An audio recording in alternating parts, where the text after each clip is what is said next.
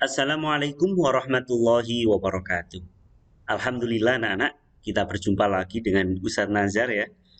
Pada kali ini anak-anak, pada program keputraan setiap hari Jumat ya, Ustadz di sini kebagian menyampaikan sikap saat balik ya. Sikap saat balik. Nah, apa nih yang harus dikerjakan dan apa yang harus dihindari atau apa yang harus dilakukan, apa yang harus dihindari. Di sini Ustadz hanya reminder aja karena di kelas 4 tahun kemarin Ustadz juga sudah menyampaikan tentang balik sendiri ya.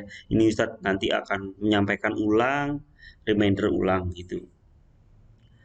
Anak-anak ya semoga kita selalu dilindungi Allah karena di masa pandemi kita selalu jaga kesehatan. Nah, ini sekedar reminder aja apa itu balik. Jadi balik di sini itu Ustadz, aku itu tahu balik Ustadz.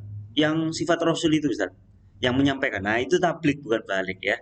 Balik itu apa? Nah kita lihat slide berikutnya. Istilah akil balik ya. Jadi balik ini anak-anak itu seorang yang mau ke remaja ya atau peralihan dari SD ke SMP, dia sudah bisa terbebani sama dosa ya atau terbebani sama kewajiban. Ketika tidak melakukan kewajiban atau bersifat ibadah ini wajib, dia tidak menjalankan, maka dia sudah terkena dosa. Berbeda kalau sebelum balik ya. Jadi ini yang menandai apakah seseorang sudah dapat dibebani kewajiban menjalankan syariat sepenuhnya atau belum. Itu maknanya. Terus di sini kalau akil balik bagaimana? Nah, secara bahasa akil itu berakal anak-anak. Berakal, memahami, faham atau mengetahui. Sementara kata balik sendiri itu didefinisikan sebagai seseorang yang sudah mencapai usia tertentu dan dianggap sudah dewasa. Atau sudah mengalami perubahan secara biologis yang menjadi tanda-tanda kedewasaannya. Jadi Ustadz juga sudah pernah menyinggung biologis itu yang seperti apa Ustadz? Contoh nih ya, ada jakun. Nah, Ustadz di sini punya jakun, ada atau ada telurnya di sini, jakun. Terus mulai tumbuh kumis nih. Nah, kumis, janggut, terus rambut di ketiak ya, mohon maaf. Terus rambut tumbuh di kemaluan. Nah, ini udah mulai ke akil balik ya. Cuma nanti kan ada secara psikologisnya atau mentalnya siap nggak di situ. Nanti ada beberapa hal yang pengaruhi itu. Ada yang udah umurnya udah kayaknya udah balik nih, dia udah mimpi basah nih, udah tumbuh rambut nih, tapi sifatnya masih kekanak-kanakan. Bagaimana? Yaitu kembali ke orangnya masing-masing. Jadi biasanya seperti itu kembali kepada lingkungan ya, lingkungan dia tinggal. Kalau bertemannya sama anak-anak ya ikut-ikutan. Kalau orangnya masih usia SD tapi temannya sama anak SMA ya ikut-ikutan sama. Nah, di sini kembalinya kepada apa? Lingkungan. Jadi lingkungan itu sangat berpengaruh dengan proses pertumbuhan anak itu atau peserta didik. Nah, ini anak-anak akil balik ya. Nah, kita lanjutkan. Nah, di sini yang menjadi inti dilakukan atau dihindari saat kita balik. Yang pertama menjalankan menjalankan sholat 5 waktu. Ini hukumnya fardu anak-anak. Kalau kita udah balik anak-anak, kita wajib menjalankan ini. Ustadz kalau belum balik apakah kamu boleh tidak melakukan sholat 5 waktu? Nah, tunggu dulu. Meskipun kita tidak berdosa ketika kita belum balik loh ya, terus kita tidak sholat 5 waktu, meskipun tidak berdosa, namun harus digarisbawahi. Kenapa Ustadz? Nah, seseorang ketika melaksanakan terus-menerus itu akan jadi habit. Nah, sedangkan kita sebelum balik terus tidak sholat 5 waktu, ketika udah balik, jangan-jangan ya, kita tidak terbiasa melaksanakan sholat 5 waktu. Makanya di SD Mulia Manyar, Ustadz di sini ngajari sejak kalian masuk SD, bahkan di TK Aisyah itu kan diajari sholat 5 waktu, harus tepat waktu, harus seperti ini.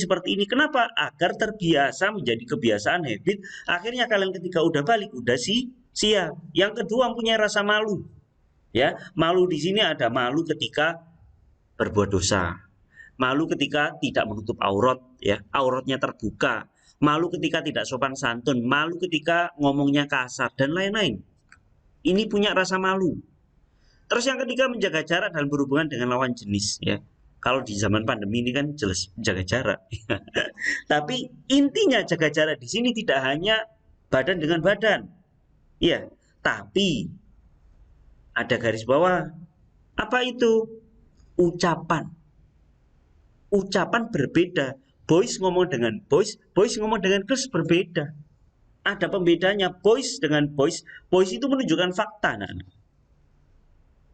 Bukti biasanya. Tapi kalau perempuan dengan perasaan, jadi jangan sampai menyinggung girls. Kenapa? Ya terbawa perasaan.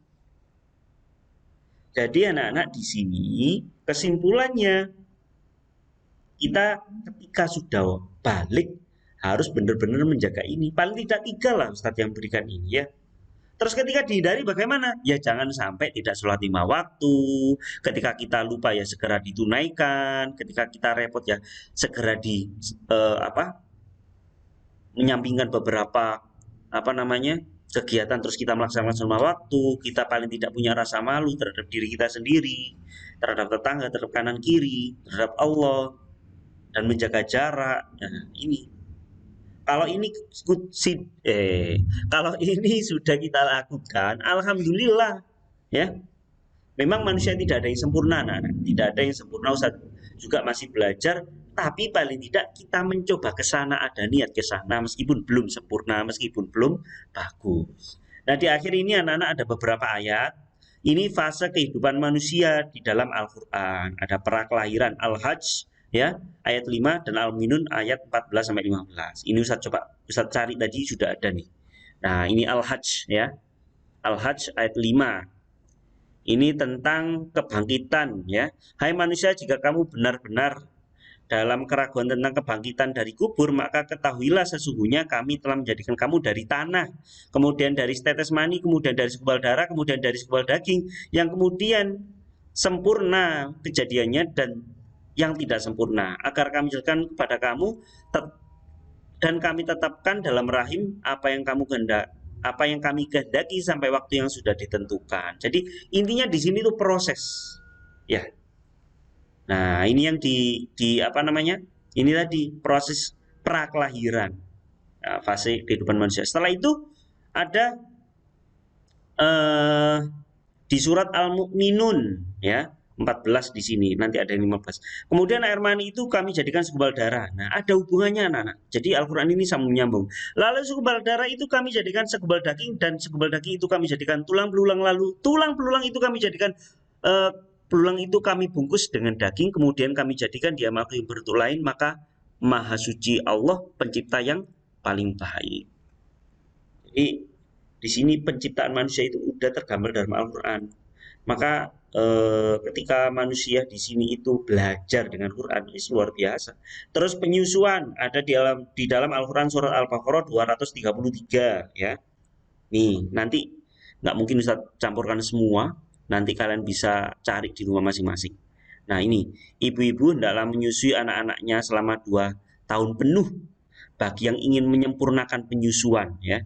Memang di sini ada tuntunannya, kewajiban ayah menanggung makan dan pakaian dengan cara yang patut.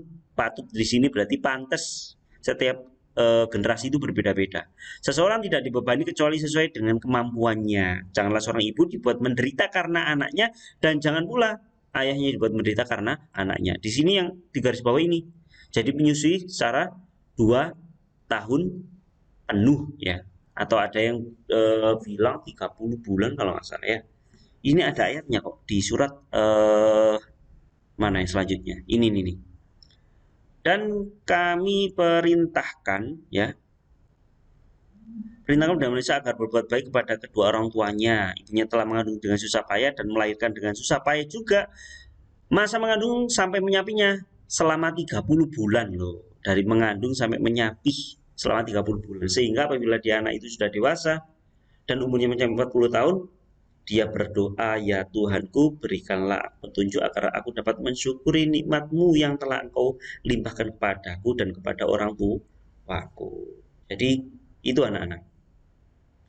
Dan kanak-kanak tamyiz ini adalah eh, kalau dalam bahasa Arab kan ada isimnya ya. Kalau dalam fikih tamyiz itu sudah bisa membedakan mana yang baik, mana yang benar. Sudah bisa mandiri, sudah bisa melakukan apa-apa sendiri.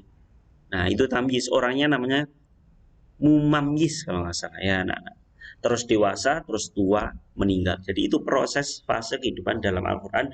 Dan insya Allah ini apa ya, semua orang pasti mengalami kecuali dalam keadaan bayi udah meninggal atau remaja udah meninggal atau tua kok nggak meninggal meninggal. Jadi ini orang pasti melalui ini, nggak ada lahir langsung dewasa, nggak ada lahir langsung tua. Nah, nggak ada.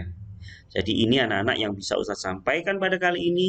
Pada perjumpaan kali ini Ustadz mohon maaf apabila ada salah kata dan ucapan, karena kebaikan datangnya dari Allah, ucapan salah datangnya dari Ustadz sendiri. Ilalikum Assalamualaikum warahmatullahi wabarakatuh. Oh iya, jangan lupa subscribe ya anak-anak, like dan komen. Oke.